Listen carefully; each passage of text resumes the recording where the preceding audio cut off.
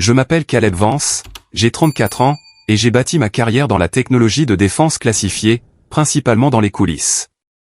Jamais tape à accent grave-l'œil, mais profondément respecté par ceux qui savaient. Mon silence n'a jamais été une faiblesse. C'était un protocole de sécurité. Si vous vous êtes déjà senti invisible tout en portant le poids le plus lourd, cliquez sur le bouton « J'aime ». Si cette quête de justice silencieuse et de limites résonne en vous, abonnez-vous pour entendre d'autres histoires sur les vérités cachées qui changent tout. J'ai bâti ma carrière dans la technologie de défense classifiée, principalement dans les coulisses, jamais tape à accent grave-l'œil, mais profondément respecté par ceux qui savaient. Mon silence n'a jamais été une faiblesse. C'était un protocole de sécurité. Si vous vous êtes déjà senti invisible tout en portant le poids le plus lourd, cliquez sur le bouton « J'aime ». Si cette quête de justice silencieuse et de limites résonne en vous, abonnez-vous pour entendre d'autres histoires sur les vérités cachées qui changent tout. Pendant des années, j'ai soutenu ma famille, payant discrètement les factures, corrigeant les mémoires de fin d'études de Sarah, aidant sans jamais qu'on me le demande 2 fois. Mais quand ils se sont moqués de moi à ce dîner de famille, quand ils m'ont traité de bon à rien en face, c'était l'indignité finale qui a mené à ce moment fracassant. Le silence soudain et stupéfait après que le major Ethan Cole m'a salué n'était pas une question de respect professionnel. Il s'agissait de l'effondrement d'une fiction soigneusement construite.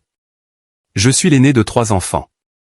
Notre famille fonctionnait selon une hiérarchie claire, bien que tacite. Le succès avait une certaine apparence. Des badges, des médailles, des diplômes encadrés et des bordures dorées. Si vos réussites ne pouvaient pas être annoncées lors d'un dîner ou exposées sur une cheminée, elles ne comptaient tout simplement pas. Mes parents ont établi cette norme très tôt. Papa a servi 22 ans dans l'US Air Force, prenant sa retraite avec les honneurs, et maman était administratrice dans une école privée compétitive. Ils prenaient tous deux la discipline, la structure et le genre de succès que l'on pouvait littéralement saluer. Mon frère Ryan a complètement adopté ce moule, entrant dans les forces de l'ordre dès sa sortie du lycée. Il portait l'uniforme, conduisait la voiture de patrouille et apportait son badge à chaque Thanksgiving comme si cela faisait partie du code vestimentaire. Il n'était pas intellectuellement brillant, mais il correspondait au rôle. Des épaules larges, une poignée de main ferme, des réponses simples. Nos parents le célébraient chaque fois qu'il franchissait la porte. Ma sœur Sarah a maîtrisé le jeu sur le long terme. Que des A, capitaine de l'équipe de débat, gouvernement étudiant. Elle a obtenu une bourse complète pour un programme d'études supérieures de premier plan, puis a épousé un officier de carrière de l'Air Force, Ethan Cole, qui collectionnait les promotions comme des jalons. Mes parents étaient tellement impressionnés par l'uniforme de classe à que je crois qu'ils auraient payé pour ce mariage, peu importe qui elle aurait choisi. Et puis il y avait moi. J'ai étudié l'informatique et l'ingénierie, mais j'ai évité le circuit des universités d'élite de la côte et au profit de stages dans des startups de défense de niche.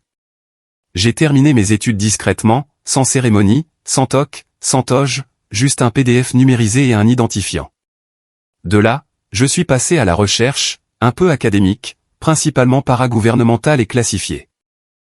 Les accords de non-divulgation se sont accumulés jusqu'à ce que je commence à rêver en texte expurgé. C'était du bon travail, impactant et lucratif, mais totalement sans importance à la maison. « Que fais-tu exactement déjà ?» a demandé maman une fois, les yeux plissés comme si elle cherchait un titre reconnaissable imprimé sur ma peau.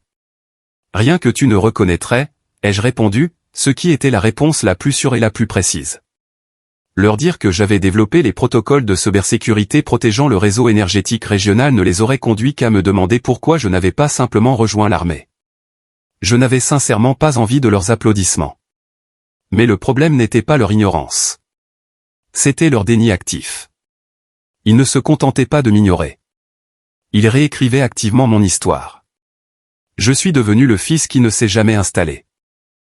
Lors des dîners de famille, ils se concentraient sur les rotations internationales de Sarah et les promotions de Ryan au commissariat.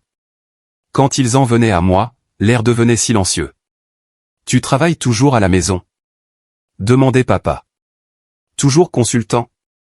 J'utilisais ce mot, consultant, parce que je ne pouvais pas exactement leur dire que j'avais été envoyé en Virginie du Nord, Nova, 2 fois l'année dernière pour briefer un groupe de travail conjoint sans enfreindre la loi fédérale. Les années de mépris se sont accumulées. J'ai cessé d'attendre de la compréhension, mais je n'ai jamais cessé de me présenter. Quand la conduite en état d'ivresse de Ryan s'est compliquée, j'ai viré l'argent de la caution avant que quiconque ne décroche le téléphone. Pas de merci. Quand le mari de Sarah a été déployé dans une zone de responsabilité dangereuse, à eau et sans com, et qu'elle a eu une crise de panique pendant ses examens finaux, j'ai passé 3 nuits à réécrire ses mémoires pour qu'elle puisse obtenir son diplôme avec mention. Son discours de remise des diplômes ne m'a pas mentionné. Quand l'assurance de maman a refusé de couvrir une intervention chirurgicale majeure, laissant un trou de 9 000 $, je l'ai payé la même semaine. Elle n'en a plus jamais parlé. Je ne le faisais pas pour être crédité. Je le faisais parce que je croyais que c'était ce que signifiait la famille. Je ne voulais tout simplement pas devenir aussi froid et transactionnel qu'eux. Mais le fossé s'est creusé jusqu'à ce que leur mépris désinvolte devienne une hostilité pure et simple. Ryan a plaisanté assez fort pour que toute la pièce entende. Certains d'entre nous doivent se lever pour un vrai travail le matin. Maman a validé cela avec un rire. Papa a commencé à m'envoyer des offres d'emploi par email, des postes de débutants pour lesquels j'étais surqualifié depuis une décennie. Le silence de Sarah était le pire. Elle a cessé de m'inclure. Pas de fête prénuptiale, pas de dîner de promotion. J'ai appris sa grossesse par le biais d'un message sur les réseaux sociaux d'un cousin. Le schéma était indéniable, si vous manquiez de références visibles, vous étiez effacé du récit familial. Pourtant, j'ai continué à revenir, jusqu'à ce dîner fatidique où leur récit s'est finalement brisé. La première fois que j'ai réalisé que les choses avaient changé, c'était à Thanksgiving. J'avais conduit 2 heures sous la pluie pour arriver à l'heure. Je suis entré avec une bouteille de vin et mon espoir habituel que cette année serait peut-être différente. Ce ne fut pas le cas. Ils en étaient déjà à la moitié de leur verre. Le mari de Sarah, le major Ethan Cole, se tenait près de la cheminée en uniforme complet. Tenue de service bleu, ruban, chaussures cirées. L'ensemble ressemblait à une photo promotionnelle pour l'Air Force, sauf que cela se passait dans notre salon. Papa était juste à côté de lui, racontant l'histoire du dernier déploiement d'Ethan comme s'il y avait été lui-même. Médaille de l'air avec dispositif de valeur, a-t-il dit, la voix pleine de fierté. Mon gendre ne bronche pas quand les choses deviennent sérieuses. Il lui a tapé dans le dos, les yeux balayant la pièce pour s'assurer que tout le monde était impressionné. Je me tenais juste derrière le porte-manteau, tenant toujours le vin. Personne n'a remarqué que j'étais là. Finalement, maman m'a repéré et m'a fait signe de venir. Te voilà. On allait justement manger. Pas de « bonjour ». Pas de « comment s'est passé le trajet ?» Elle a montré la cuisine du doigt. Pose ça sur le comptoir, veux-tu? Le dîner a été bruyant, comme toujours. Tout le monde parlait en même temps. Mise à jour de carrière, projet de bébé, diatribe politique. Je me suis assis entre l'oncle Marx et un des copains de lycée de Ryan qui n'avait apparemment nulle part où aller. Quand j'ai essayé de me joindre à la conversation, Ryan m'a coupé avec une blague. Alors, toujours au chômage ou juste entre 2 pauses café. Ça a fait plus mal que ça n'aurait dû. Je n'ai même pas eu le temps de répondre avant que maman ne rie et dise, Ryan, de ce ton peu convaincu qu'elle utilisait quand elle ne voulait pas vraiment qu'il s'arrête. J'ai bu une gorgée d'eau. Personne ne l'a corrigé. Personne n'a demandé ce que je faisais vraiment, ce qui à l'époque était de travailler sur une évaluation de menaces classifiées pour un grand entrepreneur de la défense. J'avais passé 3 nuits blanches cette semaine-là, mais pour eux, c'était comme si j'avais regardé Netflix en pyjama. Sarah n'a rien dit, s'est juste concentrée sur la découpe de sa dinde en bouchée parfaite pendant qu'Ethan hochait la tête au récit de papa sur les histoires de guerre de quelqu'un d'autre. J'ai traversé le repas sans craquer. J'ai aidé à débarrasser, j'ai fait la vaisselle, je suis même resté pour la tarte. Quand je suis finalement parti, il pleuvait à nouveau. Tout le long du trajet, j'ai pensé à la facilité avec laquelle il m'avait traité comme un meuble, présent, mais ne faisant pas partie de la scène. Ça n'a pas toujours été comme ça. Il fut un temps où mes parents posaient des questions, même s'ils ne comprenaient pas les réponses. Mais quelque chose a changé quand Sarah s'est mariée. Soudain, son mari est devenu la référence. Il avait les médailles, la discipline, le respect. Et même si j'en savais plus sur l'infrastructure de la sécurité nationale que n'importe qui d'autre à cette table, rien de tout cela ne comptait à moins d'être accompagné d'un salut. Maman a commencé à m'inviter moins. Je n'ai pas reçu d'invitation pour le dîner de promotion de Sarah. Je l'ai seulement appris parce qu'un collègue a posté des photos.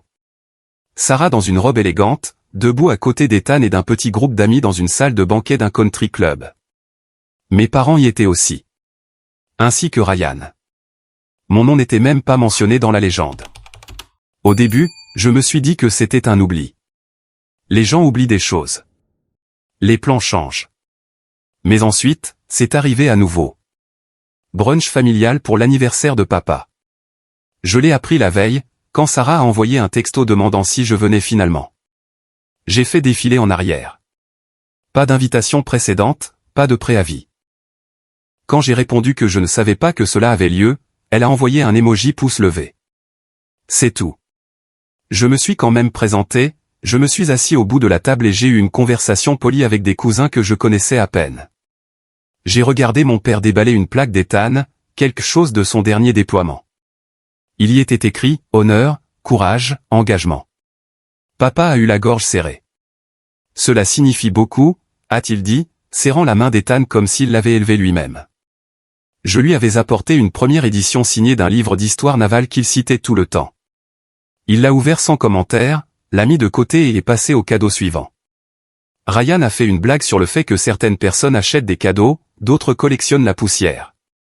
Un autre rire. Un autre moment où j'ai disparu à la vue de tous. Ethan ne s'est jamais joint à eux, mais il n'est pas intervenu non plus. Il était toujours poli, mais distant, comme s'il attendait que je m'explique. Il a demandé une fois en passant, « À quoi ressemble ton quotidien ?» Je lui ai donné une réponse générique. Il a hoché la tête, a dit, « Ça a l'air intéressant », et en est resté là. Je ne pouvais pas dire s'il ne s'en souciait pas ou s'il essayait de ne pas dire la mauvaise chose devant ma famille. De toute façon, ça n'avait pas d'importance. Le mal était fait. J'ai cessé d'attendre de la chaleur. J'ai cessé de penser qu'il demanderait. Ce qui me dérangeait, ce n'était pas qu'il ne comprenait pas ce que je faisais. C'était qu'ils ne voulaient pas comprendre. Ils avaient la version de moi qu'ils préféraient, sans direction, sans but, vaguement au chômage, et ils s'y tenaient. Cela correspondait mieux à leur récit. Ryan s'y est complètement investi. Il a commencé à m'appeler « consultant » avec des guillemets en l'air. Il a dit aux gens que je travaillais depuis son canapé et que j'étais doué pour les recherches sur Google. À un moment donné, il m'a demandé très sérieusement si j'étais en congé sabbatique d'un véritable emploi. Je ne savais pas qu'on pouvait prendre une pause de ne pas avoir de travail, a-t-il dit. Je n'ai pas répondu. Je n'ai pas pris la peine. Il est devenu plus facile de rester à la maison, de prétendre à des conflits de travail quand les invitations arrivaient, si elles arrivaient. Je me disais que j'étais occupé, et je l'étais. Mais au fond de moi, je ne pouvais tout simplement pas supporter d'être effacé de l'histoire de ma propre famille. Le coup de grâce est arrivé au printemps. Sarah et Ethan organisaient un dîner pour célébrer la nouvelle promotion d'Ethan. Lieutenant-colonel, une grosse affaire. Tenue de soirée, RSVP, traiteur. Je n'étais pas invité. Pas officiellement, pas même par l'intermédiaire de Sarah. Je l'ai appris parce que l'organisateur de l'événement m'a envoyé un texto par erreur. Il m'avait confondu avec le fils d'un collègue de Sarah qui portait mon nom. Le message visait à confirmer le nombre de personnes. Quand j'ai répondu et expliqué la méprise, l'organisateur s'est excusé. « Je pensais que vous étiez l'un des frères », a-t-elle dit. Je ne l'ai pas corrigé. Je n'y suis pas allé. Je suis resté à la maison ce soir-là, j'ai commandé à emporter et j'ai lu la dernière série d'audits de sécurité interne d'un client sous surveillance fédérale. Un travail qui serait finalement cité dans un briefing politique. Un travail qui comptait. Quand les photos du dîner sont apparues en ligne, je les ai regardées plus longtemps que je n'aurais dû. Ethan en uniforme à nouveau, debout à côté de Sarah dans une combinaison bleu marine sur mesure. Papa portant un toast. Maman les larmes aux yeux. Ryan en arrière-plan avec sa bière et son badge. Tout le monde applaudissant. Je n'étais pas là, mais je connaissais l'histoire qu'il racontait. Le fils responsable, la fille accomplie, le gendre fort, la famille respectable, et moi. Je ne faisais même pas partie de la légende. Le dîner d'anniversaire de Sarah s'est tenu dans un lieu haut de gamme à Georgetown, DC. Le genre avec des sols polis, de hauts plafonds et suffisamment de miroirs pour donner l'impression qu'il y avait plus de monde qu'en réalité. L'invitation était arrivée tard, 2 jours avant l'événement. Un texto de groupe de maman, envoyé plus par obligation que par enthousiasme. J'ai failli ne pas y aller. J'avais un projet à rendre ce lundi-là, une livraison sous accord de non-divulgation avec un calendrier de remise strict, mais quelque chose me disait de me présenter. Peut-être la curiosité. Peut-être la rancune. Peut-être que je voulais juste voir à quel point j'étais vraiment invisible. J'ai acheté à Sarah un livre relié qu'elle avait mentionné en passant lors d'un appel téléphonique l'année dernière, une des rares vraies conversations que nous avions eues. Je l'ai emballé dans un simple papier bleu sans ruban.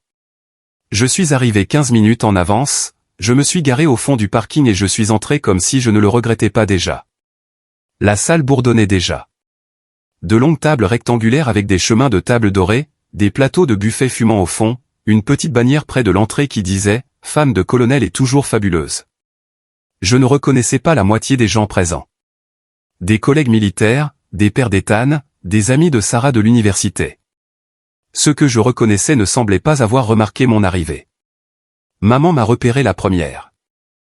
Elle s'est approchée rapidement, les mains jointes comme si elle organisait un événement pour des donateurs. « Tu es venu ?» a-t-elle dit avec une sorte de surprise qui n'était pas tout à fait positive. J'ai reçu l'invitation, ai-je répondu, en tendant le cadeau. Elle l'a pris sans regarder. Je vais le mettre avec les autres. Puis elle s'est légèrement penchée, baissant la voix. Ne fais pas de cette soirée une histoire sur toi, d'accord ? On a déjà assez de profiteurs dans la famille. J'ai cligné des yeux. Pardon, juste comporte-toi bien. Ne sois pas susceptible. C'est la soirée de Sarah. Avant que je ne puisse dire quoi que ce soit, Ryan est passé, un verre à la main. Regardez qui a enfin quitté son appartement. A-t-il dit avec un sourire narquois. Le bon Ryan est finalement venu. Les mots ont fait plus mal que je ne l'attendais. Surtout parce qu'il ne sonnait pas comme une blague. Même pas une blague paresseuse. C'était désinvolte, méprisant, rodé. Quelques personnes autour de lui ont ri. Pas bruyamment, mais assez. Je n'ai pas répondu. Je suis juste passé devant eux pour trouver une place au bout d'une des tables, derrière un groupe d'invités que je ne connaissais pas. Je suis resté là tranquillement, sirotant un soda plat, écoutant des conversations qui ne m'incluaient pas. Le dîner a été annoncé quelques minutes plus tard. Les gens se sont alignés par grade, presque inconsciemment, famille militaire, invités. J'ai attendu près de la fin, j'ai rempli mon assiette de petites portions et je me suis assis dans le coin près de la fenêtre. J'ai essayé de faire profil bas, de survivre à l'heure suivante, puis de partir. Ethan n'était pas encore arrivé. Tout le monde parlait du fait qu'il venait directement de la base, qu'il serait peut-être en uniforme. Maman l'a mentionné 3 fois. Il a été promu directeur des opérations. Il ne laisse pas n'importe qui prendre ce poste, a-t-elle dit assez fort pour que la moitié de la salle entende. Papa a hoché la tête fièrement. Un officier de ce calibre, ils auraient dû l'accélérer plus tôt. Sarah a rougi de cette manière polie et parfaite qu'elle avait toujours, modeste et satisfaite à la fois. Ce ne sont pas seulement ses médailles, a-t-elle dit. C'est sa façon de diriger. Les gens lui font confiance. J'ai pris une bouchée de salade et je n'ai rien dit. Puis la porte s'est ouverte. Ethan est entré, vêtu de son uniforme officiel de l'Air Force. Des rubans bordaient sa poitrine, des garnitures argentées. La salle s'est tue une seconde, non pas parce qu'ils étaient surpris, mais parce que cela rendait tout officiel. Il a fait quelques pas à l'intérieur, balayant la foule du regard. Puis il m'a vu et s'est arrêté. J'ai cru que je l'avais imaginé au début, mais ensuite il s'est redressé, a ralenti et s'est dirigé vers moi. Je me suis tendu. Quand il a atteint la table, il s'est arrêté à quelques mètres de moi. « Monsieur » a-t-il dit, clair et fort. Puis il a salué. On pouvait entendre des couverts cliqueter. Quelqu'un a halté. Je crois que c'était tante Hélène. Papa a laissé tomber sa fourchette sur son assiette. Sarah, au milieu d'une phrase, s'est figée, la bouche légèrement ouverte. Le salut n'était pas désinvolte. Il n'était pas théâtral. Il était formel, textbook, et il m'était adressé. J'ai hoché lentement la tête. Lieutenant-colonel, ai-je dit, parce que je ne savais pas quoi faire d'autre. C'est sorti plat, instinctif. Ethan a maintenu le salut une seconde de plus, puis l'a baissé, me regardant toujours. Je n'étais pas sûr de vous croiser ici, a-t-il dit doucement. Moi non plus. Il a jeté un coup d'œil au siège à côté de moi. Puis-je ? J'ai hoché la tête à nouveau. Il a tiré la chaise et s'est assis. Le bruit dans la salle n'est pas revenu tout de suite. Les gens regardaient toujours, écoutaient, essayant de comprendre ce qu'il venait de voir. Sarah s'est approchée après une minute, un sourire crispé sur le visage. « Tu as réussi à venir ?» a-t-elle dit à Ethan. « Bien sûr » a-t-il dit, se tournant légèrement sur sa chaise, mais sans se lever. « Je ne voulais pas manquer ta grande soirée. » Elle ne m'a pas regardé, s'est juste penchée, lui a serré l'épaule, puis est retournée vers le bout de la table. Papa ne m'a pas parlé le reste de la soirée. Ni maman. Ryan n'arrêtait pas de regarder Ethan comme s'il essayait de résoudre une équation qui n'avait pas de sens. Je suis resté jusqu'à ce que le gâteau soit servi, j'ai regardé les gens recalibrer lentement leur comportement, rire un peu moins fort, éviter mon regard, chuchoter derrière des serviettes. Je savais ce qu'ils se demandaient. Pourquoi un officier décoré saluerait-il la personne qu'ils appelaient tous un bon à rien? Ethan n'a pas expliqué. Moi non plus, mais je pouvais sentir le changement, un fil se rompre. Pour la première fois depuis des années, il ne savait pas comment parler de moi. Et ce silence valait mieux que toutes les excuses que je n'ai jamais reçues. Je suis parti avant que le gâteau ne soit coupé. Je n'ai pas dit au revoir. Je n'ai pas attendu qu'on me raccompagne. Je suis juste sorti, calme et silencieux, comme si j'étais en retard pour quelque chose de plus important, ce qui, pour la première fois depuis longtemps, semblait vrai. L'air froid dehors m'a frappé plus fort que je ne l'attendais. J'avais accumulé de la tension dans mes épaules toute la soirée. Je la sentais maintenant comme une douleur sourde le long de ma colonne vertébrale. J'ai traversé le parking sans regarder en arrière. Les clés déjà en main. Personne ne m'a suivi. Je suis monté dans ma voiture, j'ai verrouillé les portes et je suis resté assis là 1 minute. Sans pleurer, sans être en colère, juste immobile. Puis j'ai conduit en silence.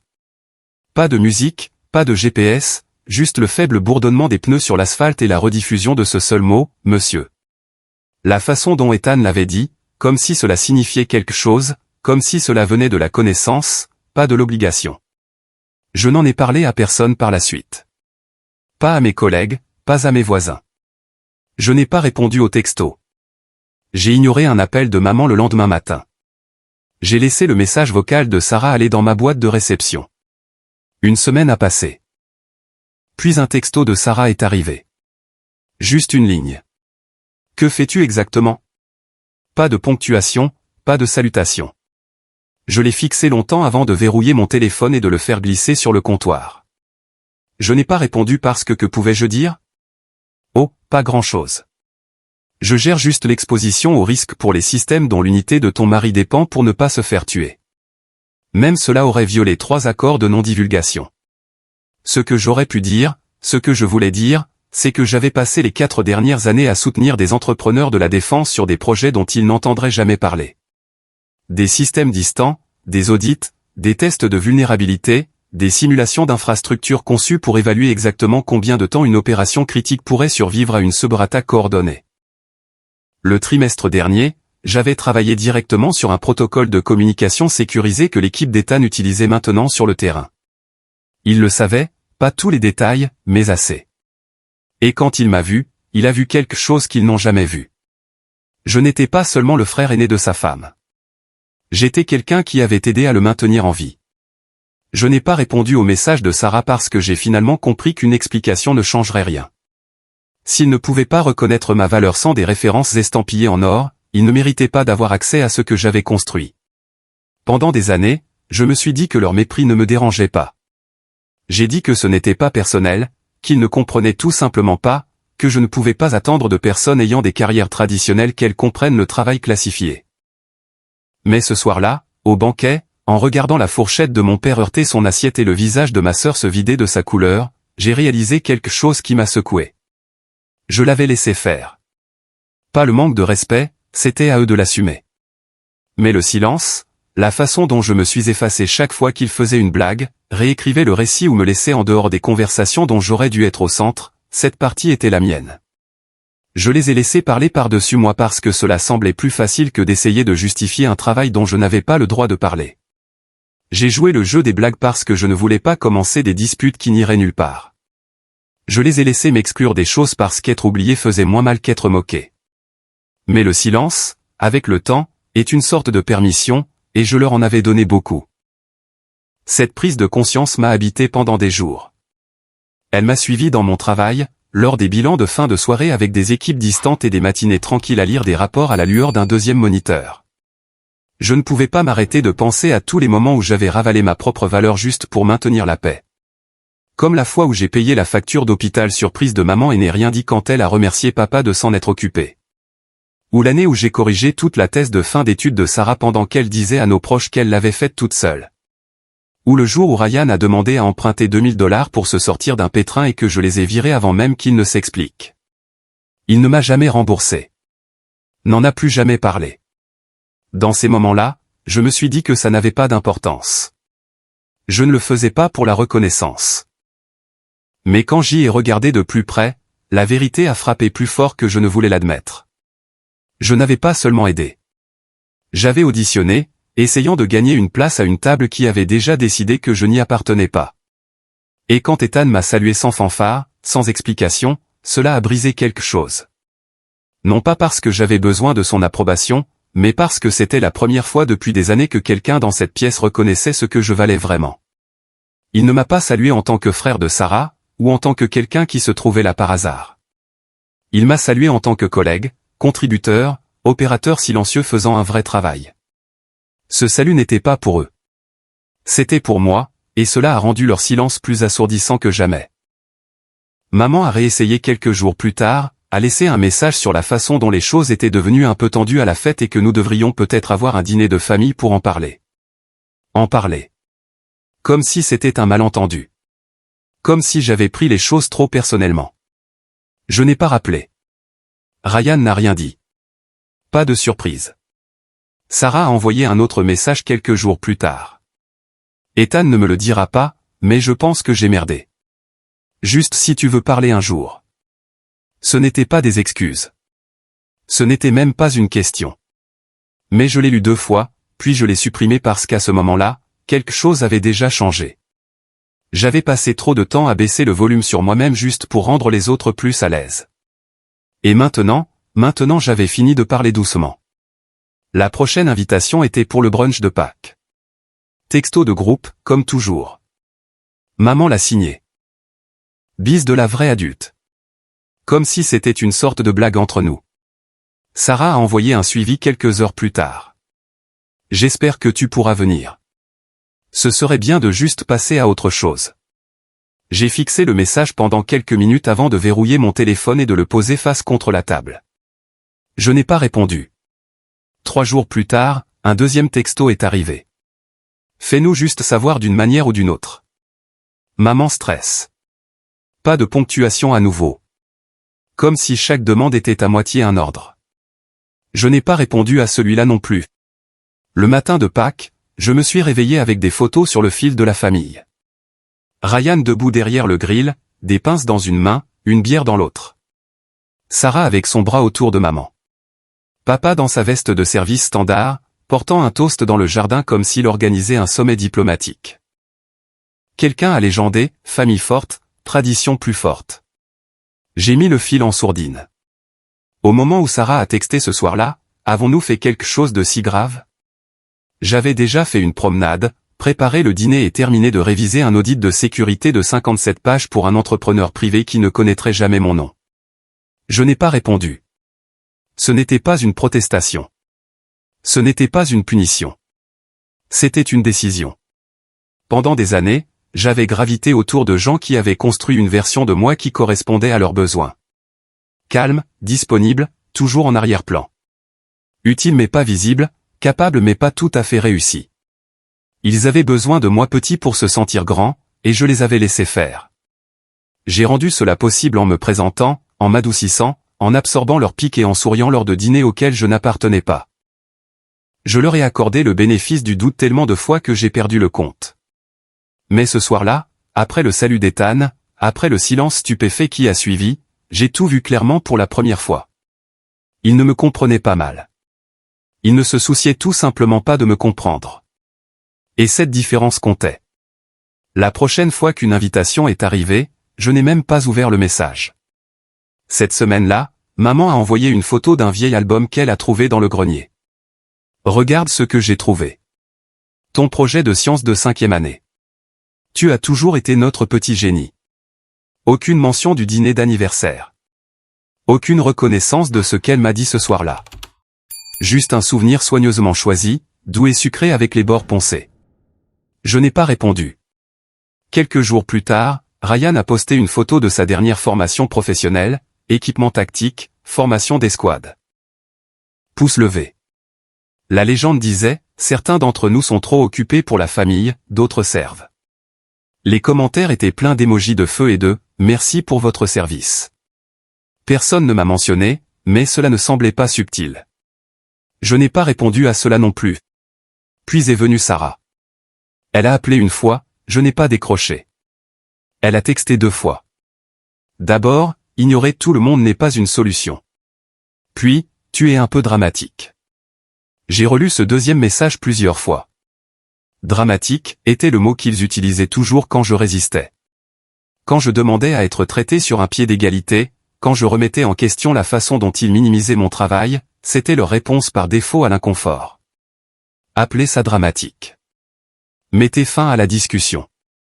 Mais cette fois, je n'ai pas discuté. Je ne l'ai pas corrigé parce que je ne leur devais plus d'explications. Une semaine plus tard, maman a envoyé un long message, assez long pour qu'il soit coupé et doive être développé. Il commençait par « La famille reste unie ». Puis continuait en disant que tout le monde faisait de son mieux et que nous ne pouvions pas changer le passé, mais que nous pouvions aller de l'avant. Elle a terminé par « Ne jette pas tout par-dessus bord pour une mauvaise soirée ». J'ai failli rire. Il m'avait effacé des photos de famille, des dîners de famille, des histoires de famille, lentement, régulièrement, pendant des années. Et la seule nuit où quelqu'un d'autre m'a vu pour ce que j'étais vraiment, c'était ça le problème. Je n'ai pas répondu à son message. Je suis retourné au travail. Pendant la journée, j'ai rencontré un entrepreneur de la défense sur une base opérationnelle majeure. Le soir, j'ai interviewé 2 analystes juniors pour un programme que j'avais aidé à concevoir, mais que je ne mettrai jamais sur un CV. La nuit, j'ai rédigé un rapport qui finirait par passer sur le bureau de quelqu'un qui portait des étoiles sur ses épaules. Il ne connaîtrait pas mon nom, mais il suivrait le protocole que j'avais conçu. Et pour la première fois depuis longtemps, c'était suffisant. J'ai commencé à remplir mon calendrier de choses qui me semblaient réelles, des dîners avec des collègues qui respectaient mon opinion. Des soirées tranquilles avec des gens qui posaient de vraies questions au lieu de réciter des préjugés. Des week-ends qui ne tournaient pas autour de l'attente d'être inclus. L'absence de ma famille n'a pas créé un vide. Elle a créé de l'espace. Cet espace s'est rempli rapidement. Au milieu de l'été, je consultais pour 2 nouvelles entreprises, qui m'ont toutes 2 proposé des offres à long terme. L'une était à distance, l'autre nécessitait un déménagement à travers le pays. J'ai choisi la dernière. Un changement de décor, un changement d'histoire. Quand j'ai annoncé le déménagement sur LinkedIn, le message a reçu plus de 2000 réactions. D'anciens collègues, des mentors, des camarades de classe, tous offrant leurs félicitations. Ryan n'a pas aimé le message. Sarah n'a pas commenté. Maman n'a pas envoyé de message, ce qui m'a tout dit. Une semaine avant le déménagement, une carte est arrivée à mon appartement. Écrite à la main, sans adresse de retour, mais l'écriture était celle de Sarah. Il y était écrit « Je pense que je comprends enfin. Je suis désolé pour toutes les fois où je n'ai pas demandé. Je suis désolé de ne pas avoir vu ce qui était juste devant moi.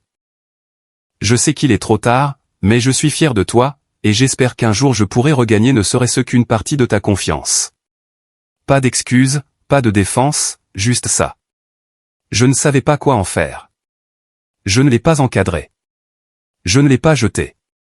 Je l'ai gardé dans le tiroir de mon bureau, sous un carnet rempli de notes classifiées et de listes de choses à faire expurger, parce que peut-être qu'un jour je voudrais la relire. Et peut-être pas. Mais pour l'instant, je me concentre sur la construction d'une vie qui ne dépend pas de permission ou d'excuses. J'ai déménagé sur la côte ouest à la fin de l'été. Nouvelle ville, nouveau contrat, nouveau mur qui ne se souvenait pas de toutes les versions de moi pour lesquelles je m'excusais. L'agence n'était pas glamour de l'extérieur, une disposition de parc industriel. Pas d'enseigne, des tapis gris qui semblaient n'avoir pas été remplacés depuis une décennie. Mais à l'intérieur c'était différent. Des couloirs calmes, des conversations discrètes et des projets qui comptaient d'une manière dont on ne pouvait pas parler à voix haute. J'avais mon propre bureau, pas grand, mais le mien. 3 semaines plus tard, on m'a demandé de diriger une revue de sécurité spéciale, dans le cadre d'un balayage interne lié à des vulnérabilités que quelqu'un d'autre avait manquées. Nous avions 2 semaines pour faire un rapport. Pas de fuite, pas d'erreur. J'ai fait des journées de 14 heures, je suis resté tard les vendredis, je suis arrivé tôt les dimanches. Personne ne m'a micro-géré.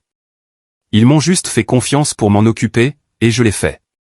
Quand le rapport a été soumis, il était propre, hermétique et signalait 3 problèmes critiques que personne d'autre n'avait détectés.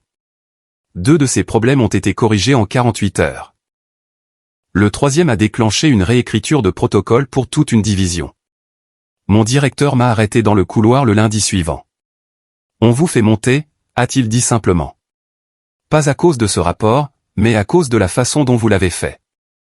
C'est comme ça que j'ai obtenu le changement de titre, conseiller principal des systèmes. Pas mal pour quelqu'un dont le propre frère pensait encore que je travaillais au service client. À l'automne, la rumeur a commencé à circuler. Pas publiquement, pas en ligne, mais au sein de la famille.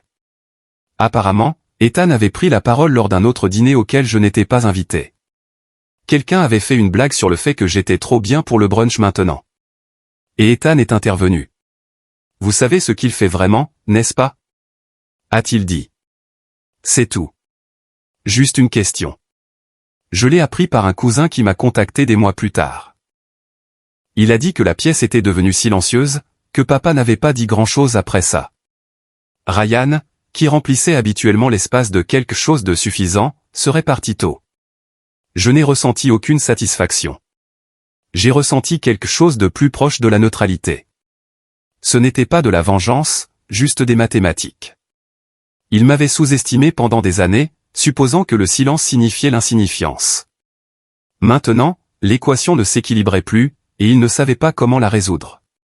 Pendant ce temps, mon travail continuait de croître. Un ancien collègue m'a recommandé pour un sommet à huis clos, un de ces événements de l'industrie sans site web. Le genre où les téléphones sont scellés dans des sacs opaques et où les participants sont sur la base du prénom. Le panel portait sur l'intégrité de l'information dans les chaînes d'approvisionnement. Je ne me suis pas présenté sous mon nom complet, juste un nom de code et un numéro. Mais après, 3 personnes dans le public sont venues me voir et ont demandé à se connecter. Ils ont dit qu'ils n'avaient jamais vu quelqu'un marcher sur cette ligne, technique et stratégique avec autant de clarté. Je leur ai donné mon email jetable. 2 mois plus tard, j'ai encadré l'un d'entre eux pour une proposition qui l'a fait embaucher dans l'une des 3 plus grandes entreprises d'analyse de la défense du pays. La même saison, j'ai été invité à un 2e sommet, plus petit, avec des enjeux plus élevés. J'étais la seule personne de moins de 40 ans. Le modérateur m'a présenté en une seule phrase. Son travail empêche les choses de se briser là où ça compte le plus. Cette phrase m'est restée, parce que c'est ce que j'avais toujours fait. Discrètement, sans applaudissements, sans crédit, empêcher les choses de se briser, garder les gens en sécurité même quand ils ne savaient pas qu'ils étaient en danger. Une nuit, au début de l'hiver, je suis resté tard pour examiner un rapport de vulnérabilité qui remontait à un sous-traitant civil. C'était le genre de faille qui pouvait entraîner une défaillance en cascade sur 2 systèmes. Je l'ai signalé, annoté, redirigé vers le bon groupe de protocole.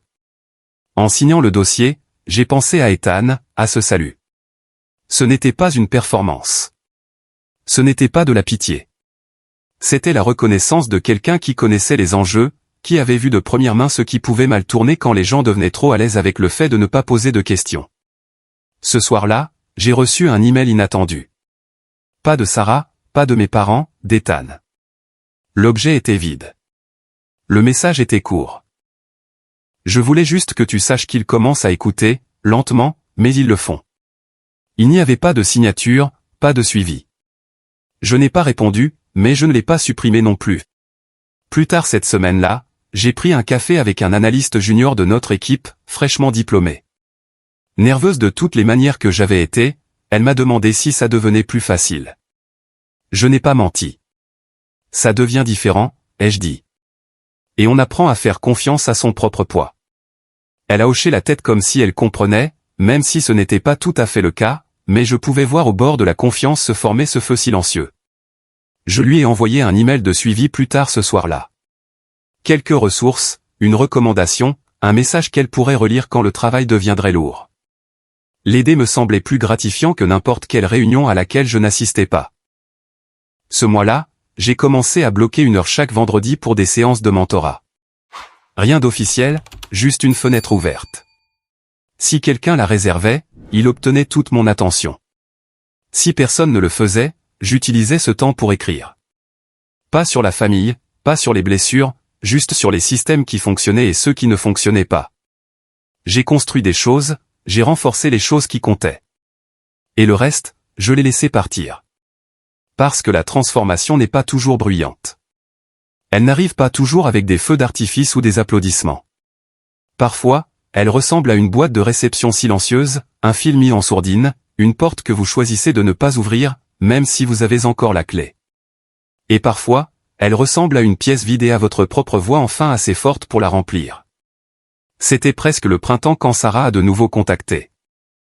Le message est arrivé un mardi, enfoui sous les emails de travail et les alertes système. L'objet était vide. Le corps disait simplement, « Je sais que tu ne me dois pas de réponse, mais je suis désolé pour tout. » Je suis resté avec ça un moment, non pas parce que je ne savais pas quoi dire, mais simplement parce que je n'étais pas sûr que cela valait la peine de dire quoi que ce soit. Pendant des mois, j'avais construit quelque chose sans elle, sans aucun d'eux. Et ça a fonctionné. Ma vie était fonctionnelle, pleine. Il y avait des gens en qui j'avais confiance, des routines qui avaient du sens, et un travail qui me respectait sans avoir besoin d'une histoire. Je n'avais pas besoin de Sarah, mais ce n'était pas la même chose que de ne pas m'en soucier. J'ai laissé le message non lu pendant 2 jours. Puis j'ai répondu, « De quoi es-tu désolé exactement ?» Elle a répondu le même après-midi. Pas de défense, pas de qualificatif. D'avoir cru ce qu'il était plus facile de croire, d'avoir laissé les gens te minimiser parce que cela rendait nos vies plus confortables. D'avoir ri quand j'aurais dû demander, de ne pas avoir su à quel point tu portais, et de ne pas avoir essayé de le découvrir. C'était la première fois qu'elle disait quelque chose sans se cacher derrière des émojis ou des excuses. Le ton était différent, mesuré, réel. J'ai accepté un appel téléphonique. Nous n'avons pas fixé d'heure. Elle a juste dit, « Appelle-moi quand ça ne te semblera pas être un fardeau. » Je l'ai appelée 2 nuits plus tard. Elle a décroché à la 2e sonnerie. Silencieuse au début. Je pouvais l'entendre respirer comme si elle ne savait pas par où commencer. « J'aurais dû le voir plus tôt », a-t-elle finalement dit. Ethan m'a dit après cette nuit-là, « Pas tout, juste assez. » Je n'ai rien dit. Je voulais qu'elle continue. Il a dit qu'il n'avait jamais vu ce genre de travail en dehors des opérations de combat. Que ton nom était apparu dans des briefings sécurisés. Il ne m'a pas donné de détails. Il ne pouvait pas, mais il a dit que si je savais ne serait-ce que la moitié de ce que tu fais, je ne t'appellerais plus jamais un bon à rien. J'ai laissé échapper un souffle court. Il m'a salué. Je sais, dit-elle. Il n'a pas arrêté d'en parler sur le chemin du retour. Il a dit, tu le méritais plus que la plupart des officiers avec qui il a servi. Il y a eu une pause. Puis elle a ajouté, je ne savais pas quoi faire de ça. Ouais, je m'en doutais. Ça m'a fait réaliser à quel point je me suis souvent appuyé sur la version facile de toi, celle qui travaille juste en ligne ou qui a des projets. Je n'ai jamais posé les questions difficiles. Et quand maman ou Ryan faisaient des commentaires, je ne résistais pas. J'ai laissé faire. Je suis désolé pour ça. Le silence s'est à nouveau étiré entre nous. Pas lourd, juste inhabituel. Je ne suis pas en colère contre toi, ai-je dit. Mais je veux que tu saches que je ne suis plus celui que j'étais. Je n'ai plus la bande passante pour gérer le confort des autres. Je comprends. J'ai besoin de limites. Dis-moi ce qu'elles sont. Je les lui ai dites. Plus de pique. Plus de silence quand d'autres me minimisent. Plus de faire semblant que le passé n'est pas arrivé. Si elle voulait construire quelque chose avec moi maintenant, cela devait partir d'ici, pas d'une version édulcorée de ce qui était. Elle a accepté. Elle n'a pas discuté. Elle n'a pas demandé de crédit pour s'être excusée. Elle a juste dit, d'accord, c'est juste. Nous sommes restés au téléphone 20 minutes de plus, nous rattrapant prudemment. Elle m'a dit qu'elle avait commencé à faire du bénévolat pour une organisation à but non lucratif qui aidait les conjoints de militaires à passer à la vie civile. Elle a dit que cela lui avait fait réaliser combien de personnes faisaient un travail invisible dont personne ne parlait. Ça te dit quelque chose ? A-t-elle dit en riant à moitié. Un peu. Après avoir raccroché, je ne me suis pas senti soulagé ou ému, juste calme, comme si quelque chose avait enfin cessé de tourner. Au cours des semaines suivantes, nous avons parlé de temps en temps. Rien de profond, rien de forcé. Elle m'a envoyé un article sur les femmes dans le secteur de la défense. Je lui ai envoyé un podcast sur la formation au leadership. Nous n'avons pas remué les vieilles blessures. Nous n'avons pas non plus fait semblant qu'elles étaient complètement guéries. C'était prudent, cordial, mais c'était réel. Et le réel semblait être un bon point de départ. À un moment donné, elle a demandé si j'envisagerais de venir à un autre dîner de famille. Pas tout de suite, juste un jour. Je ne sais pas, ai-je dit honnêtement. C'est d'accord, a-t-elle répondu. Je veux juste que tu saches que tu serais le bienvenu, même si c'est inconfortable pour tout le monde. Je n'ai pas dit oui, mais je n'ai pas non plus fermé la porte. Et c'était la différence, parce que pour la première fois, elle n'essayait pas de me ramener dans l'ancien récit. Elle offrait quelque chose de nouveau, de plus petit, d'humble, un espace où je pouvais entrer selon mes propres termes. Plus tard ce mois-là, je lui ai envoyé une photo d'un panel de leadership où j'avais parlé. Moi, debout à côté de 3 autres personnes du domaine, tenant une plaque sans titre, juste des initiales, juste une contribution. Elle a répondu, « Ils ont de la chance de t'avoir. » Je ne m'attendais pas à ce que ces mots signifient grand-chose, mais c'est le cas. Non pas parce que j'avais besoin de validation. J'avais dépassé ça, mais parce que c'était la première fois que je la voyais me regarder sans avoir besoin de se voir refléter. Et cela, enfin, suffisait. De nos jours, ma vie est calme, pas petite. Calme. La différence compte. Je travaille toujours dans le même domaine, je me présente toujours à des réunions où les noms complets ne sont pas utilisés, où la moitié des participants ne sont pas sur papier, où le travail compte plus que le crédit.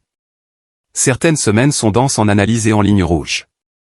D'autres sont passées dans des salles de briefing à scruter les angles morts des autres avant qu'ils ne deviennent des titres. J'aime ça. Personne ici ne demande un résumé de CV autour d'un verre. Ils n'en ont pas besoin.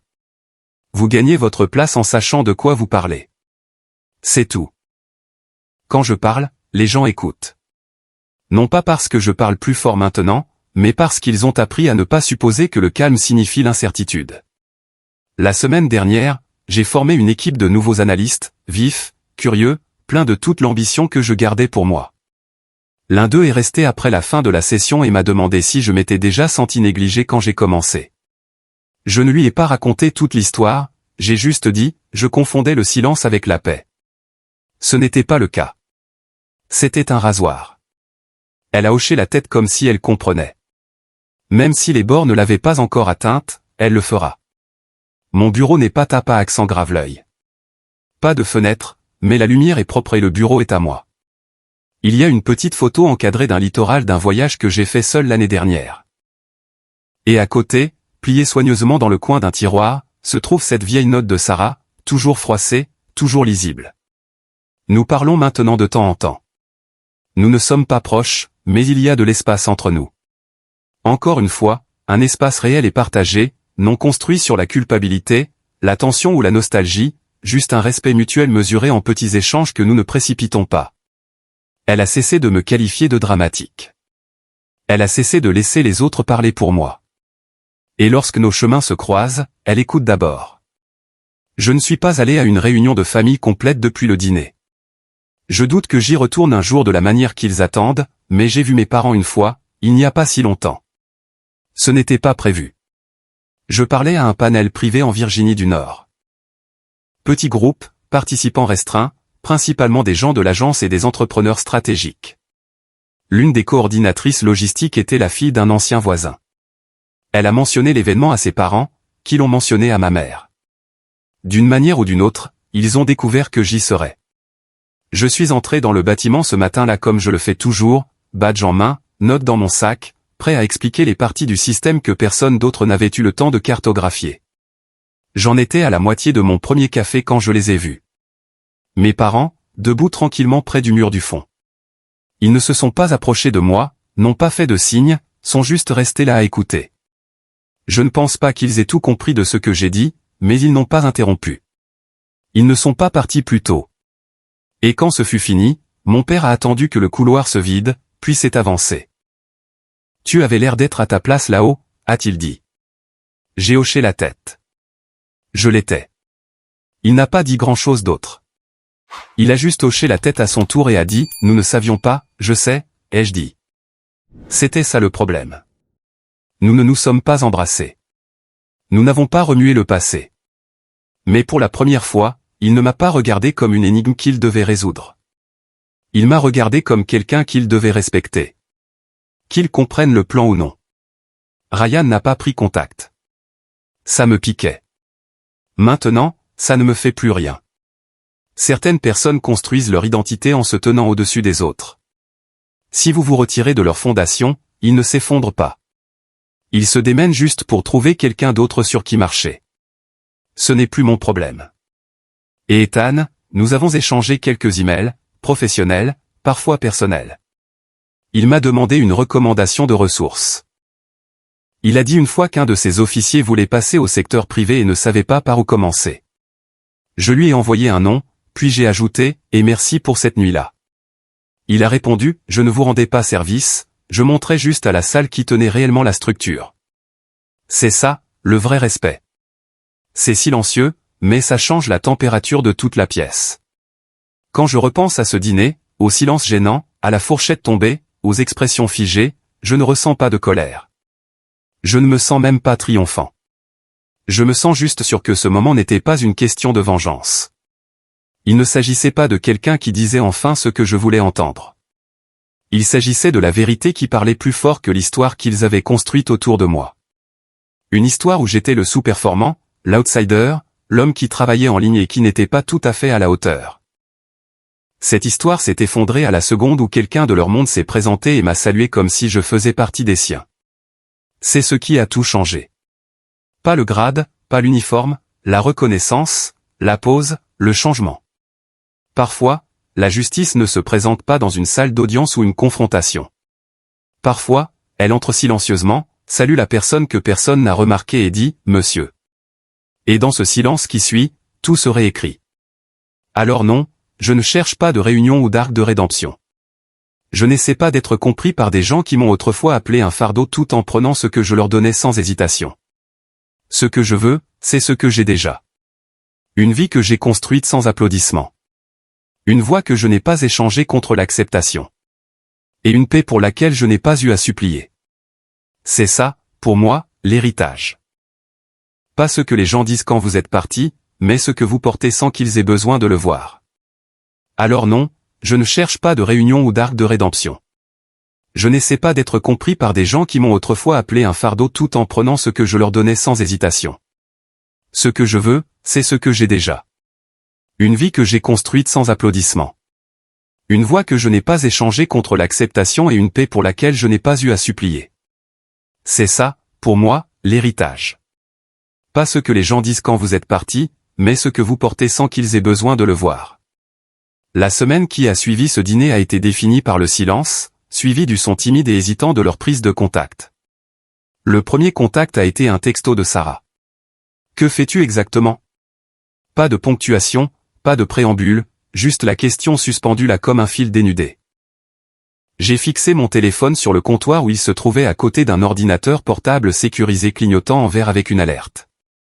J'effectuais un test de vulnérabilité sur les systèmes embarqués d'un client, un travail qui, si je l'expliquais simplement, sauvait des carrières entières, voire des vies. Que pouvais-je même dire? Oh, pas grand-chose. Je gère juste l'exposition au risque pour les protocoles de communication cryptés sur lesquels l'unité de ton mari s'appuie à l'étranger pour ne pas être compromise. Même cette honnêteté désinvolte aurait violé 3 accords de non-divulgation distincts. J'ai verrouillé le téléphone. J'ai réalisé qu'une explication n'aurait pas d'importance. Si la référence de ma valeur était une médaille que je n'avais pas, il ne méritait pas d'avoir accès au plan que j'avais construit.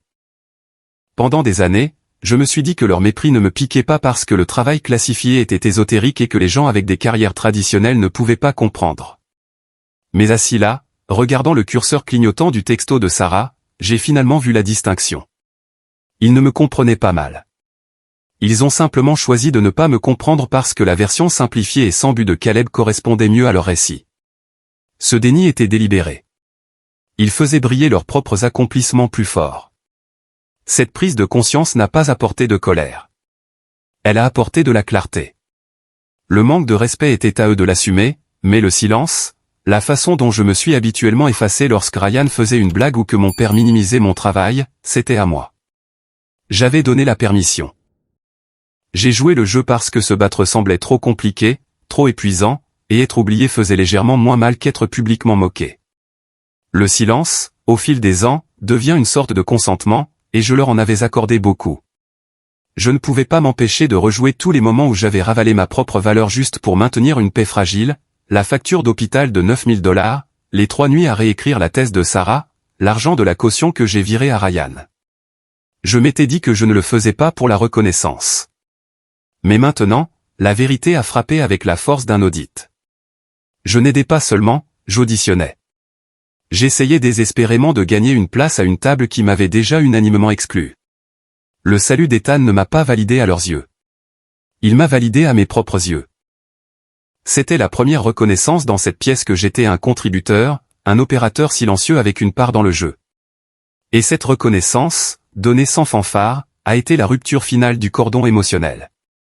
Maman a initié la vague suivante. Quelques jours plus tard, un message vocal est arrivé, empreint d'une chaleur forcée. Elle a suggéré que nous ayons un dîner de famille pour en parler. En parler, comme si c'était un simple conflit d'horaire, comme si j'avais simplement pris les choses trop personnellement. Je n'ai pas rappelé. Ryan est resté prévisiblement silencieux. Sarah a réessayé. Ethan ne me le dira pas, mais je pense que j'ai merdé. Juste si tu veux parler un jour. Ce n'était pas des excuses, pas vraiment, mais c'était une fissure dans son sang-froid. Je l'ai lu 2 fois, puis je l'ai supprimé. J'avais passé trop de temps à baisser le volume sur moi-même pour gérer leur confort. Cette phase était terminée. Le prochain rassemblement familial était le brunch de Pâques. L'invitation était un texto de groupe de maman signé, bise de la vraie adulte. Une blague entre nous qui me piquait mais qui semblait maintenant creuse. Sarah a suivi. J'espère que tu pourras venir. Ce serait bien de juste passer à autre chose. J'ai fixé le message, exigeant que j'ignore l'histoire et que je redevienne leur accessoire accommodant. Je n'ai pas répondu.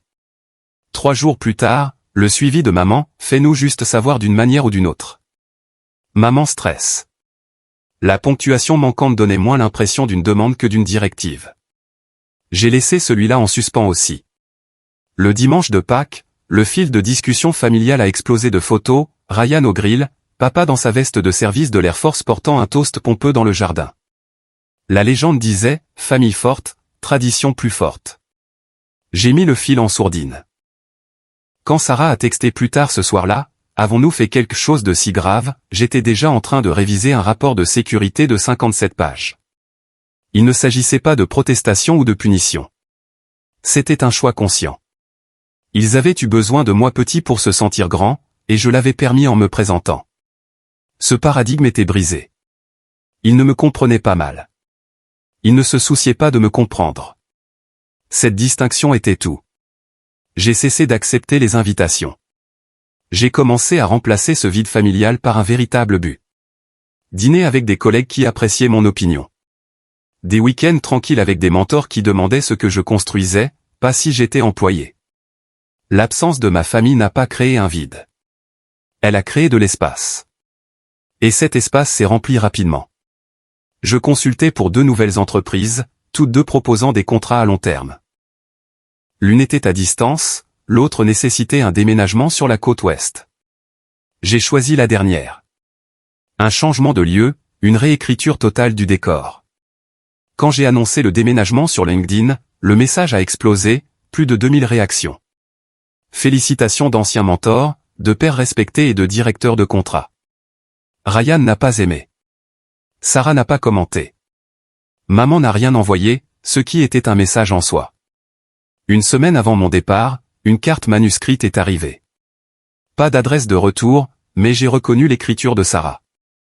Je pense que je comprends enfin. Je suis désolé pour toutes les fois où je n'ai pas demandé. Je suis désolé de ne pas avoir vu ce qui était juste devant moi.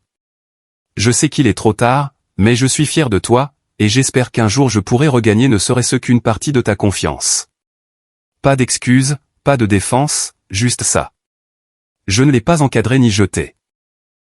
Je l'ai rangé dans le tiroir de mon bureau sous un carnet rempli de notes classifiées, un rappel qu'une tentative sincère de prise de responsabilité avait finalement percé, même s'il était trop tard pour changer les dommages structurels.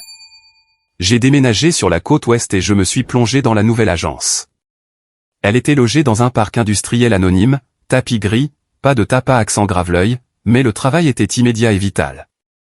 3 semaines plus tard, on m'a confié la direction d'une revue de sécurité spéciale, un balayage interne, à la recherche de vulnérabilités que d'autres avaient manqué. C'était une cocotte minute. 2 semaines, 0 fuite, aucune erreur. J'ai fait des journées de 14 heures et j'ai travaillé tout le week-end. Personne ne m'a micro-géré. Ils m'ont juste fait confiance. Quand le rapport a atterri, il était hermétique, signalant 3 problèmes critiques qui ont conduit à une réécriture de protocole pour toute une division. Mon directeur m'a arrêté dans le couloir. « On vous fait monter », a-t-il dit. Pas pour le rapport, mais pour la façon dont vous avez géré la pression. C'est comme ça que j'ai obtenu le titre de conseiller principal des systèmes. Pas mal pour le bon à rien qui travaillait soi-disant depuis son canapé. À l'automne, les répercussions sont revenues à l'Est. J'ai appris par un cousin éloigné qu'Ethan était intervenu lors d'un dîner de famille. Quelqu'un avait fait une blague désinvolte sur le fait que j'étais trop important pour le brunch. Maintenant, Ethan était intervenu, calme mais ferme. Vous savez ce qu'il fait vraiment, n'est-ce pas? Le cousin a dit que la pièce était devenue silencieuse. Papa s'est tu. Ryan est parti tôt. Je n'ai ressenti aucune vengeance, juste une froide neutralité. L'équation qu'ils avaient utilisée pendant des années, Caleb égale insignifiance, ne s'équilibrait plus. Mon propre travail n'arrêtait pas de s'intensifier. J'ai été invité à des sommets à huis clos, des événements de l'industrie sans site web, où les téléphones étaient scellés dans des sacs opaques et où mon nom était raccourci en code. J'étais le plus jeune et la seule personne sans uniforme sur un panel à enjeux élevés. Le modérateur m'a présenté en une seule phrase. Son travail empêche les choses de se briser là où ça compte le plus. Cette phrase m'est restée, empêcher les choses de se briser, garder les systèmes en sécurité, souvent pour des gens qui ne savaient pas qu'ils étaient en danger, sans crédit ni applaudissement.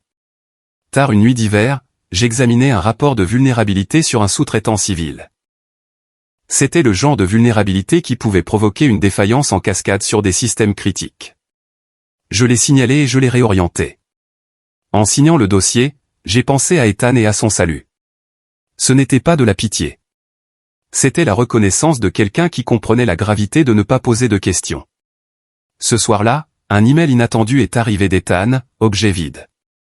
Je voulais juste que tu saches qu'ils commencent à écouter, lentement, mais ils le font. Pas de signature. Je n'ai pas répondu, mais je ne l'ai pas supprimé. J'ai commencé à encadrer un analyste junior fraîchement diplômé. Elle m'a demandé si le travail devenait plus facile. Ça devient différent, ai-je dit. Et on apprend à faire confiance à son propre poids. Elle a hoché la tête, saisissant le tranchant du feu silencieux que j'avais enfin trouvé. L'aider me semblait plus satisfaisant que n'importe quelle réunion forcée. J'ai établi une heure fixe le vendredi pour le mentorat. Je construisais des choses qui comptaient, je renforçais la structure.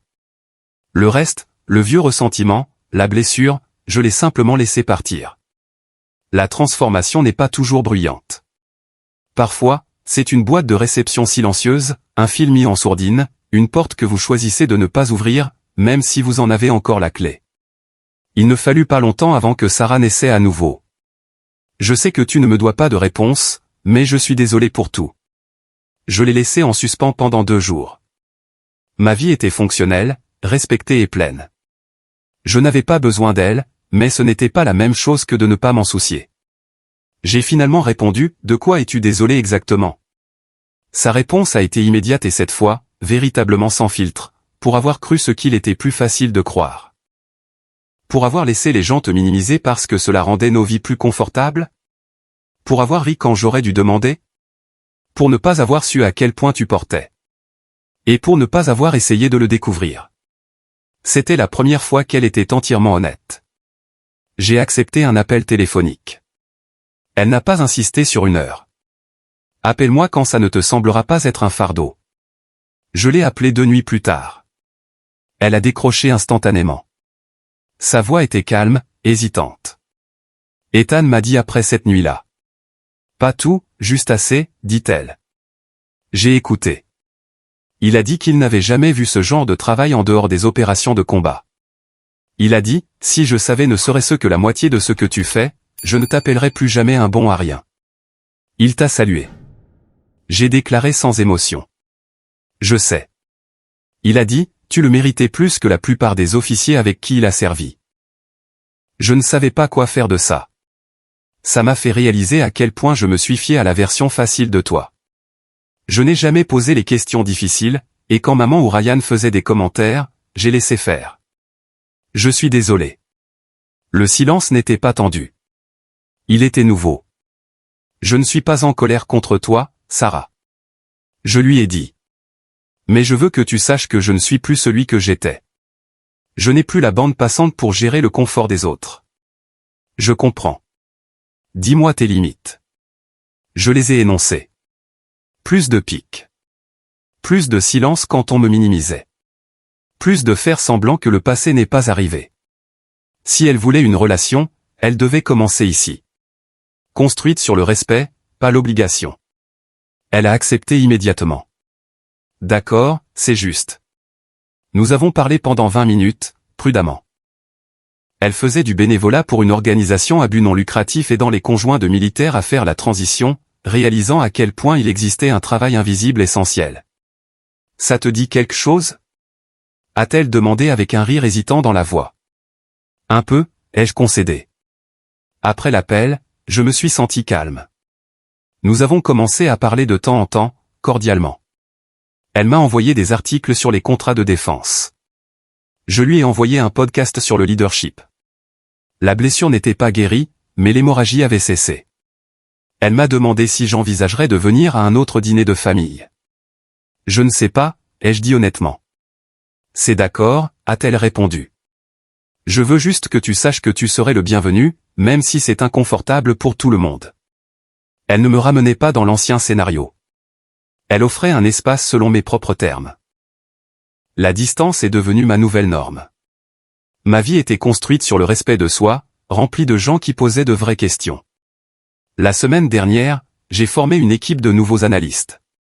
L'un d'eux a demandé si je m'étais déjà senti négligé au début. Je n'ai pas raconté toute l'histoire, j'ai juste dit que je confondais le silence avec la paix. Ce n'était pas le cas. C'était un rasoir. J'ai revu mes parents récemment. Ce n'était pas prévu. Je parlais à un panel privé en Virginie du Nord, petit public restreint, principalement des chefs d'agence. Ma mère a découvert d'une manière ou d'une autre. Je suis entré dans le bâtiment et je les ai vus debout tranquillement près du mur du fond. Ils n'ont pas approché ni fait de signe. Ils ont juste écouté. Ils n'ont pas compris les spécificités de l'intégrité de la chaîne d'approvisionnement dont je discutais, mais ils n'ont pas interrompu ni sont partis plus tôt. Quand le panel s'est terminé, papa a attendu que le couloir se vide, puis s'est avancé. « Tu avais l'air d'être à ta place là-haut », a-t-il dit. J'ai hoché la tête. Je l'étais. Il n'a pas demandé ce que je faisais. Il n'a pas remué le passé. Il m'a juste regardé sans essayer de me résoudre, mais avec un simple respect. Nous ne savions pas, a-t-il finalement admis. Je sais, ai-je dit. C'était ça le problème. Ryan est resté silencieux et la piqûre a disparu. C'est son choix. Son identité construite sur une validation superficielle. Ethan et moi échangeons des emails occasionnels. Il a demandé une recommandation de ressources pour un officier en transition. J'ai envoyé le nom, puis j'ai ajouté « Et merci pour cette nuit-là ». Sa réponse « Je ne te rendais pas service, Caleb ». Je montrais juste à la salle qui tenait réellement la structure, le cliquetis de cette fourchette, les mots « Monsieur », le silence choqué. C'était la vérité qui parlait plus fort que la fausse histoire qu'ils avaient construite. Ma vie tranquille est maintenant pleine, respectée et autonome. J'ai gagné ma paix, et c'est un héritage que personne ne peut m'enlever. C'est ça, pour moi, la vraie victoire. Le cliquetis de cette fourchette, le mot « Monsieur », le silence choqué. C'était la vérité qui parlait plus fort que la fausse histoire qu'ils avaient construite. Ma vie tranquille est maintenant pleine, respectée et autonome. J'ai gagné ma paix, et c'est un héritage que personne ne peut m'enlever.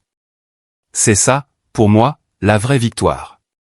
La vie sur la côte ouest s'est installée dans un rythme satisfaisant. Le travail à l'agence était intense, exigeant de la concentration et une discrétion absolue. Je ne me battais plus pour respirer contre un courant sous-jacent toxique d'attente familiale. Je respirais l'air pur et vif du travail conséquent. Mes journées se passaient au cœur de l'architecture des communications sécurisées, de la modélisation des menaces et de la direction de petites équipes à fort impact. J'étais l'un de ces visages qui ne faisaient jamais la une des journaux, le nom qui n'était pas sur le communiqué de presse, mais mes empreintes digitales étaient sur la stabilité de plusieurs systèmes critiques.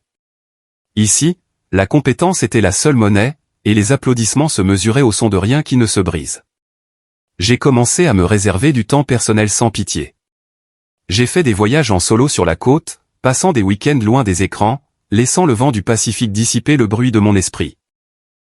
J'ai lu des livres qui n'avaient rien à voir avec le code ou la défense, j'ai rencontré des gens qui appréciaient la connexion plutôt que les références, et j'ai construit un petit cercle de confiance de collègues qui comprenaient le concept d'une vie compartimentée. Dans cette nouvelle routine, le souvenir de ces dîners de famille s'est estompé d'une blessure récurrente à une cicatrice légère, un rappel, pas une source constante de douleur. Je ne les détestais pas. J'ai simplement dépassé l'espace qu'ils occupaient dans mon paysage émotionnel.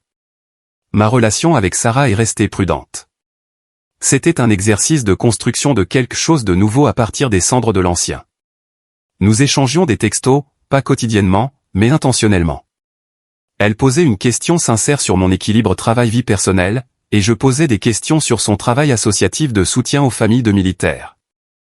Nous parlions en marge de nos parents, revenant toujours aux limites. Elle ne m'a jamais demandé d'appeler maman ou de persuader Ryan de changer. Elle comprenait qu'elle avait affaire à un Caleb différent maintenant, un qui avait érigé des fortifications près desquelles elle était autorisée à se tenir mais pas à franchir sans invitation. Ses progrès n'étaient pas linéaires. Elle dérapait de temps en temps, essayant de revenir aux anciens schémas confortables, mais elle se corrigeait rapidement, faisant preuve de responsabilité. C'était suffisant. Cela prouvait qu'elle ne cherchait pas seulement la vérité sur mon travail. Elle cherchait une version plus honnête d'elle-même. Maman et papa, cependant, ont eu du mal avec la nouvelle réalité. Leurs tentatives de contact étaient souvent des efforts maladroits pour reprendre le contrôle du récit. Maman a envoyé un long email trop nostalgique détaillant mes réussites d'enfance, essayant de sauter complètement la dernière décennie de mépris. Je n'ai pas répondu.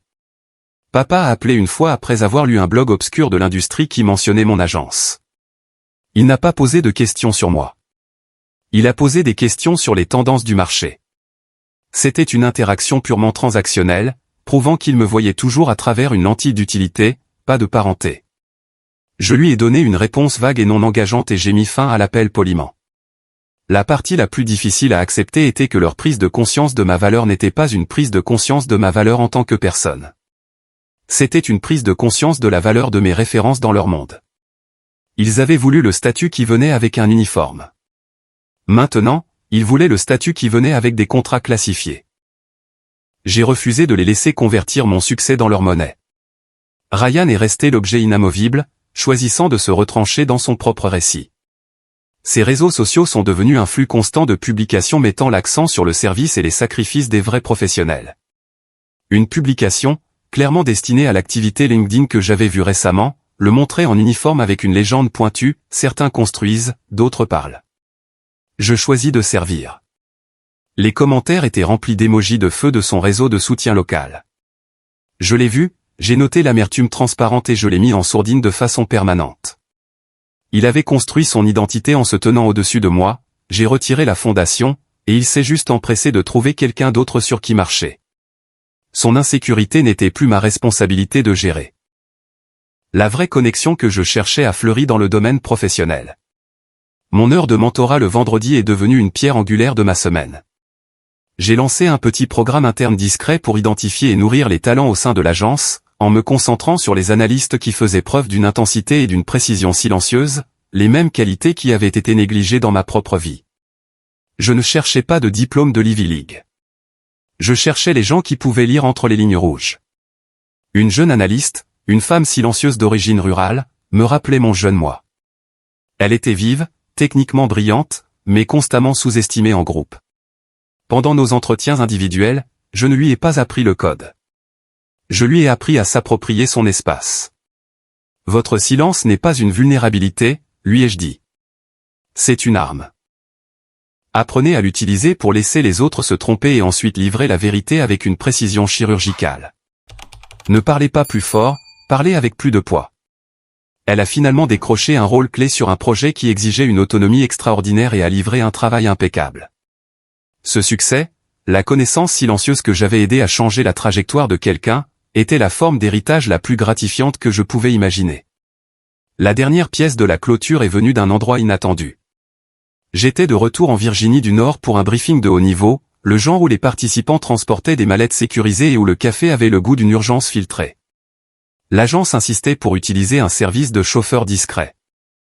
Le dernier matin, mon chauffeur, un ancien entrepreneur militaire avec une coupe de cheveux stricte et un accord de non-divulgation encore plus strict concernant son passé, m'a déposé à l'installation. En sortant, il a hoché la tête, ses yeux rencontrant les miens dans le rétroviseur.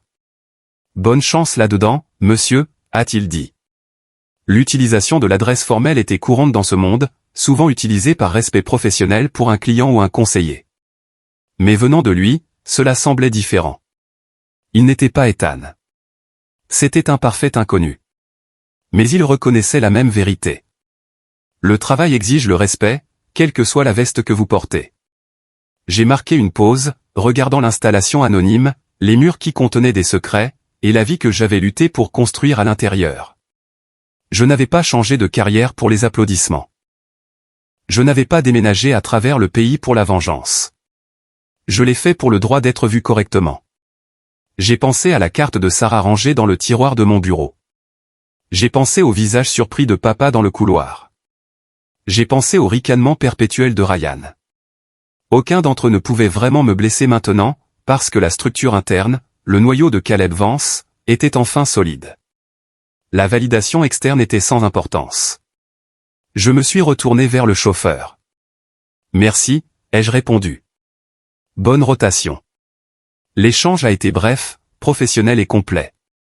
En franchissant le tourniquet de sécurité, le badge scanné et vérifié, j'ai réalisé que la victoire n'était pas le moment où Ethan m'a salué. La victoire était le fait que je n'avais plus besoin que quiconque le fasse. Ma paix était permanente parce qu'elle était générée de l'intérieur. C'était une vie où j'étais le personnage principal de ma propre histoire.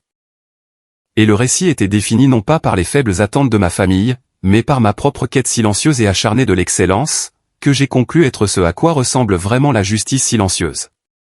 L'échange avec le chauffeur, professionnel, succinct et respectueux, a marqué le dernier changement subtil dans mon monde. Je suis entré dans l'installation sécurisée, l'air conditionné frais de la salle de briefing frappant mon visage, et j'ai ressenti une profonde paix installée.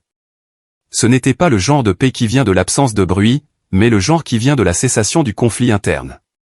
Je ne combattais plus le fantôme des attentes de ma famille.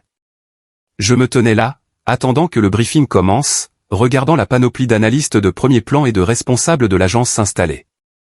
Chaque visage portait le poids indubitable d'une sérieuse responsabilité. Des gens qui comprenaient que le véritable coup de l'échec n'était pas l'embarras, mais un silence catastrophique. Ici, parmi des gens qui opéraient dans l'ombre d'un travail vital, je n'avais pas besoin de justifier mon diplôme, mon salaire ou mon choix de renoncer au circuit des universités d'élite. Ma présence était ma référence. Mon silence était simplement la compétence sous pression. Ce sentiment d'appartenance, ai-je réalisé, était ce dont j'avais vraiment manqué à l'Est. Ce n'était pas la validation de papa ou de maman. C'était la reconnaissance du système lui-même. J'avais passé ma trentaine à croire que la plus haute forme d'amour était de se présenter pour des gens qui ne me voyaient pas. Je savais maintenant que la plus haute forme d'amour de soi était de choisir de se présenter pour soi-même, pour le travail qui exigeait mon meilleur absolu et pour les gens qui reconnaissaient implicitement cet investissement. La plus grande révélation de toute cette saga ne concernait pas eux, mais la permission que j'avais involontairement accordée. J'avais blâmé leur traditionnalisme, leur mentalité de complexe militaro-industriel pour leur aveuglement. Mais la vérité était plus tranchante. Je m'étais laissé effacer. J'ai rationalisé mon silence comme un protocole alors qu'il s'agissait souvent d'évitement, plus facile d'avaler l'insulte que d'articuler une vérité qu'ils étaient déterminés à nier. J'ai joué la carte du consultant parce que cela me semblait moins conflictuel que de déclarer « Je conçois et audite l'architecture de sécurité des systèmes que votre gendre utilise en déploiement ». La trahison la plus profonde n'était pas leur mépris. C'était ma propre complicité à rétrécir ma valeur pour maintenir une harmonie familiale superficielle. Cette prise de conscience, que le pouvoir de me définir reposait entièrement sur moi, a été le point de pivot. Le jour où j'ai cessé d'attendre que le récit familial m'inclue a été le jour où j'ai vraiment commencé à vivre. J'ai cessé d'anticiper la piqûre du prochain ricanement de Ryan. J'ai cessé de préparer des arguments pour défendre mon manque d'uniforme. J'ai cessé de graviter autour de leur monde et j'ai commencé à construire un système solaire à moi. Ma vie est maintenant définie par la qualité, pas la quantité. Mon bureau sur la côte ouest est petit, sans fenêtre et parfait. Le manque de vue force la concentration vers l'intérieur, vers le travail complexe et méticuleux qui remplit mes écrans. Sur le coin de mon bureau, je garde cette photo encadrée de la côte déchiquetée, une représentation visuelle des nouvelles limites que j'ai établies. Belle, résiliente et absolument non négociable. Et rangée, toujours, se trouve la carte de Sarah. Je ne la regarde pas souvent, mais sa présence symbolise que certains dommages peuvent être reconnus même s'ils ne peuvent pas être entièrement réparés. Sa communication prudente et continue est un témoignage du fait que la prise de responsabilité, même tardive, peut conduire à la construction lente et laborieuse d'un nouveau type de connexion. Ce n'est pas la proximité de frères et sœurs, mais le respect mutuel de deux adultes qui ont survécu à une histoire commune. Je repense aux derniers mots de papa après le panel en Virginie du Nord. Tu avais l'air d'être à ta place là-haut. Et ma réponse, je l'étais. Je sais. La beauté de cet échange résidait dans l'omission. Il n'a pas dit que nous avions tort. Il n'a pas dit que nous étions désolés. Il a seulement reconnu le résultat visible externe. Et je n'ai pas insisté pour obtenir les excuses que j'avais autrefois désirées. J'ai simplement accepté la nouvelle vérité qu'il a été forcé d'observer. Le besoin de vengeance s'est évaporé au moment où j'ai réalisé que ma valeur était évidente, non contingente à son affirmation. Quant à Ryan, son silence n'est plus qu'un bruit de fond, un bourdonnement lointain auquel je n'ai plus besoin de prêter attention. Je comprends qu'il a besoin du cadre traditionnel, de l'uniforme, du badge, du grade facilement digestible pour définir son propre sens de soi. Me retirer de sa sphère de comparaison a été un acte de gentillesse envers moi-même et peut-être un moment forcé d'autoréflexion pour lui, bien que je doute qu'il l'ait accepté. La relation avec Ethan est le résultat le plus curieux. Elle reste professionnelle, construite sur une connaissance partagée des enjeux. Il ne m'a pas vu comme un beau-frère, mais comme un nœud crucial dans l'infrastructure opérationnelle, ce qui est une forme de respect profond qui transcende la dynamique familiale. Le salut était sa reconnaissance que je n'étais pas simplement adjacent à leur monde. J'étais l'une des mains invisibles qui soutenaient la structure.